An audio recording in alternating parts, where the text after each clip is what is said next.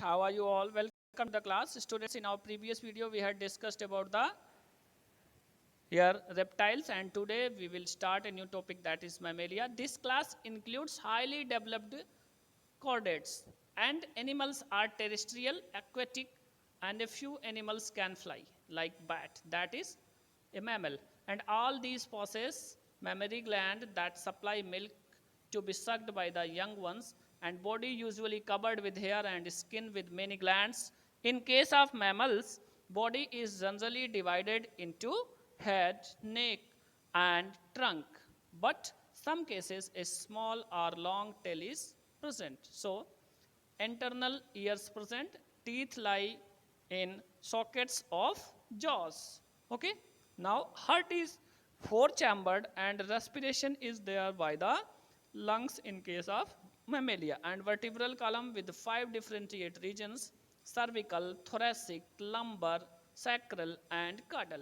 Okay. So these are the divisions of vertebral column: cervical, thoracic, lumbar, sacral, and caudal. Okay. Cervical, thoracic, lumbar, sacral, and caudal. And body cavity is divided by a diaphragm into a anterior thoracic cavity and posterior here abdominal cavity is there, and red blood cells are biconcave and non-nucleated. It is very important, and brain is well developed, and higher mammals are viviparous, and embryo develops into the uterus.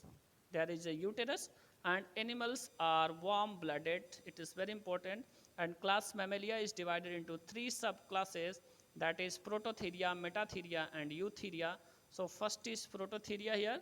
They have primitive mammals, and they are large yolky egg-like those of reptiles, and adults possess toothless horny beaks, and cloaca is present. Here example is duckbill platypus and echidna, that is example of prototheria.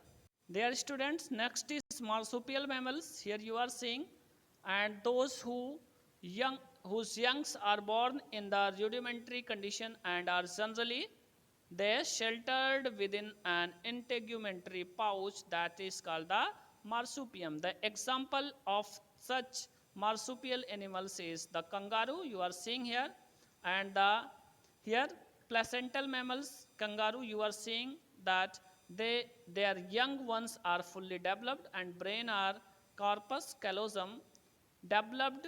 Here corpus callosum means the corpus callosum is a structure which connects the large cerebral hemisphere.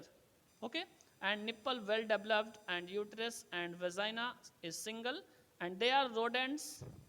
Here you will find the rodents and rabbits, and whales, dolphins, and here porpoises. So primitive insectivorous bats and primates are there, and carnivorous hoofed animals and elephants.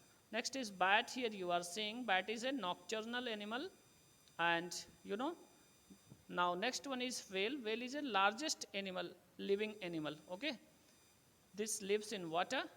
And next one is squirrel. About that you will study here, and these some examples of mammals and importance of classification. Students, next topic is how classification is important. So classification makes the study convenient, so that it is important. By this method you will use the grouping of organism, and your study become easier.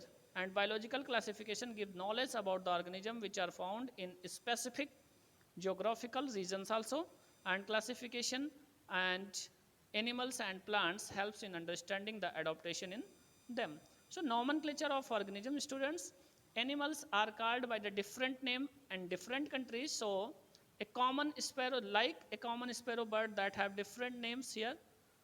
So that the Carolus Linnaeus was their scientist. So this Carolus Linnaeus, they have given the binomial nomenclature. So what is the binomial nomenclature? Students, animals and plants are given names for identification and classification by the binomial method of nomenclature that was given by Sir Linnaeus. And the first name is generic name, and the second is specific name.